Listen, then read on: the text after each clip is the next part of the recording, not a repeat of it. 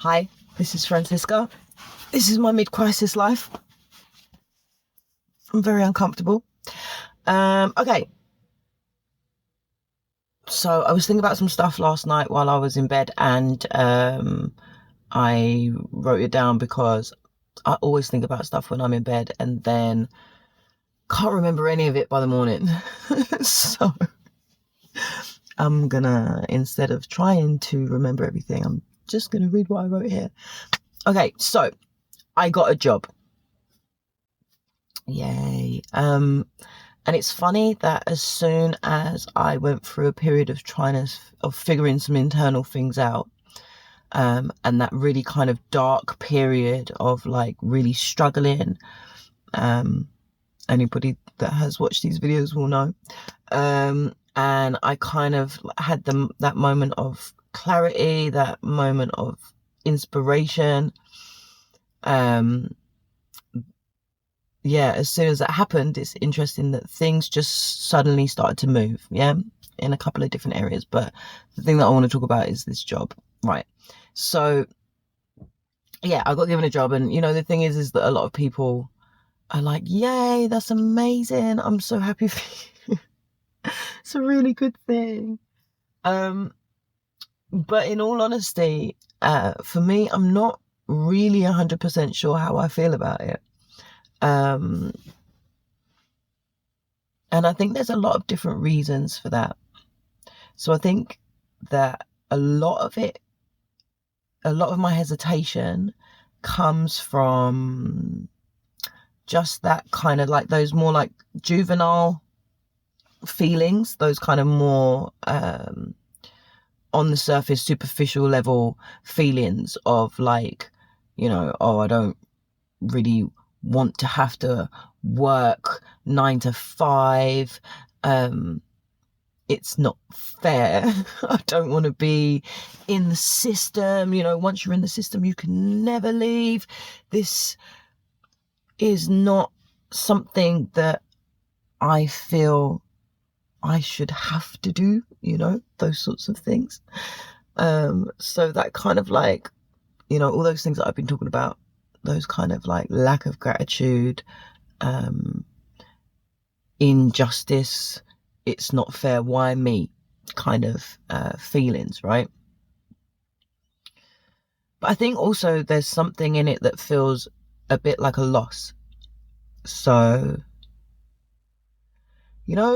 when you finally grow up from being an adolescent and you hit like 23, 24, 25, and you finally realize, oh, okay, my dream, this thing that I dreamed about all my life, is not gonna happen.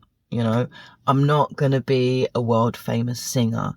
I'm not gonna be, on the West End stage or part of the Hollywood elite, or I don't know, I'm not gonna ever be able to be a doctor because I didn't get the right grades, or I'm not gonna be able to travel the world or join the rodeo or run away with the circus or whatever it is, become a veterinarian. I don't know, whatever the fuck it is that as a child you were like, this is for me. I think there's this period of growing pains where everybody realizes, okay, that's not going to happen. I'm just going to be an ordinary person. There's nothing extraordinary for me in my life. And you kind of have to grow up, and it's like your dream has died, because, yes, we have to work. This is the system that we live in. We can hold on to our dreams, but the likelihood is that you will be a daydreaming vagabond, because that's just the way things are. There's a need for us to have to survive, right? And I kind of feel a little bit like accepting this job means that it's the end of my journey. There's a lot of fear around doing this that marks for me a move into, okay, I've tried and I'm never going to get what I want. I'm just going to get this ordinary life, that there's nothing more out there for me. There's no more time for me to do anything, that I just am going to be in the system now. And as I was lying there thinking about it last night, it got me to thinking about how I know that there is just two emotions, really. There's just love and there's fear. This is it. Everything else is a taxonomy of those two things. And if you think about anything that you're feeling in any one moment, it will either relate back to fear or it will relate back to love. Where are you? Where is your energy? Is your energy in fear or is your energy in love? It's like, these are the only two drivers, the only two motivators, the only two catalysts. This is it. In that sense, I feel like emotion is binary. And yeah, there are all of the minutiae and the nuances of all these other emotions, but there really is just love and fear, right? And the thing that I know is that all fearful emotions have a low vibration. They are all low vibrational emotions, right? So like hopelessness, anxiety, loss, injustice, unfairness, anger, ungratefulness, jealousy, sadness, resentment, all of these things, yeah, they are all low vibrational emotions. And I feel like, having reflected on it, that I am often in fear, and a lot of my decisions are made out of fear. The fear of losing something, the fear of not having something, the fear of not having enough, the fear of being alone, the fear of everything, right? This is like a common theme and a common driver for me in my life, right? So I was considering, how do I know now whether the decision that I'm making to go back to work is driven from fear, i.e., I'm scared I'm never going to get out of my mum's house. I'm scared I'm never going to have any money. I'm scared that I'm not going to make it to the end of the month. I'm scared that I'm going to lose everything all of a sudden. I'm scared that I'm never going to make it, all of these fear-based things, right? So how do I know if the decision to go back to work is born out of fear or born out of love, right? I think the best way to know is to feel into what feelings surround the projection into the future of this thing. So when I think about the situation now, there is a lot of fear. But when I think about the feelings that I have that are associated with the projection into a future, actually what I feel is, I feel inspired and I feel excited and I feel encouraged and I feel, what's the word? I don't know. I feel like ready to go, this is how I feel about this, right?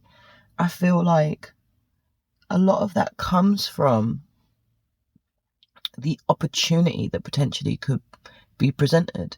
Like, I know that there is the opportunity to meet new people. I know that there's opportunity to develop. I know there's an opportunity to train and to study, things like that I love doing. And being surrounded by other people who have similar ways of thinking, similar interests, similar inspiration, So there is this opportunity to kind of grow and to learn in this role, right? And not only that, I think as well, there is the opportunity for just more opportunity in my life, I think that I've been making these videos and there's a lot of introspection that's happened, but also at the same time, there is a need to go out there and do something and be around other people and have other experiences, because really and truly, that is just going to create more content. Other than that, all I'm really doing is just sitting around bitching about my mum, because she's the only person in my life right now. And that's all good because it's showing a mirror, a big mirror, to myself in terms of the things that I really dislike about her are the things that I'm also doing. But there's a need for expansion now. And I think that that's the thing that dictates to me and demonstrates to me that the decision is not so much born out of fear, that there is still fear that is a motivator, but actually that it's coming out of love and these more higher vibrational feelings, right?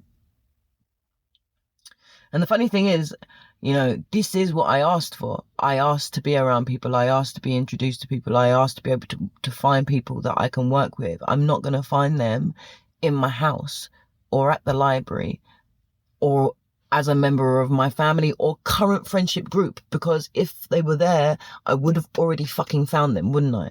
So I need to widen my circle in order to be able to get that. And I asked for it, and within 3 days, it was given to me. I think the thing is that you never really know what's going to happen in the future. And again, it reminds me of that thing of having expectations rather than being inspired, having inspirations. So I have an inspiration to have these things, but once I start putting expectation on how it's going to happen, this is what can derail it. So I may feel like this is the end of everything, but actually it could be the beginning. And what I thought I needed isn't really what I need. Maybe this is what I need. And there's a need to keep faith. And faith is about not being able to see, but believing that things are going to work out, and I'm going to eventually at some point get to where it is I feel that I will be at my most beneficial, at my best self,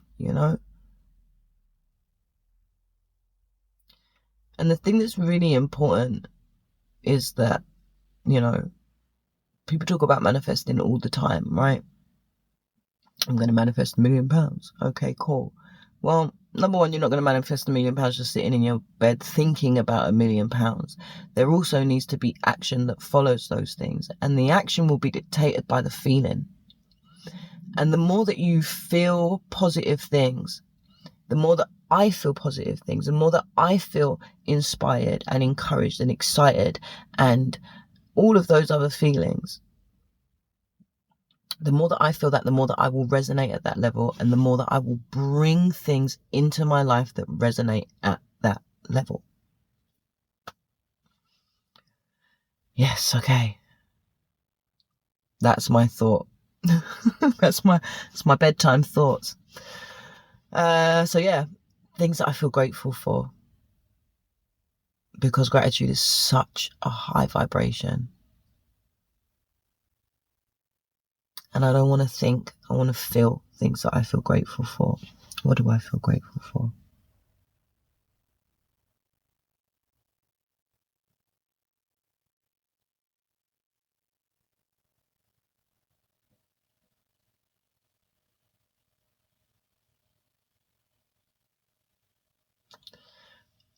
I feel really grateful for the fact that some people don't even have the opportunity to work.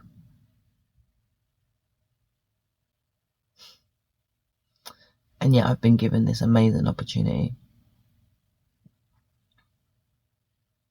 to do something that I know that I can do well and be paid for it. Oh, I feel really grateful that I'm going to have some money in my pocket soon. And I feel really grateful that I'm going to be able to save. Because that might be the difference. Who knows, right? And I think, just as a follow-up, I think I feel really grateful for the unknown, for the opportunity that's going to come with that, and the fact that I don't know where it's going to lead. And right now that feels more exciting than scary to me. Yes. Okay. That's all.